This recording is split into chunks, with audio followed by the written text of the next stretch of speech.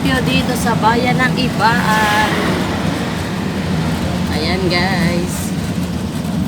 At ito ang aming simbahan. St. James the Greater Church. Ayan. Ibaan proper.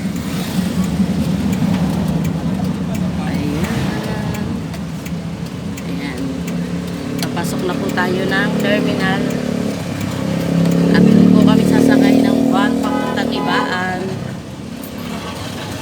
Thank you guys for watching. God bless everyone. Keep safe sa biyahe namin. Thanks God.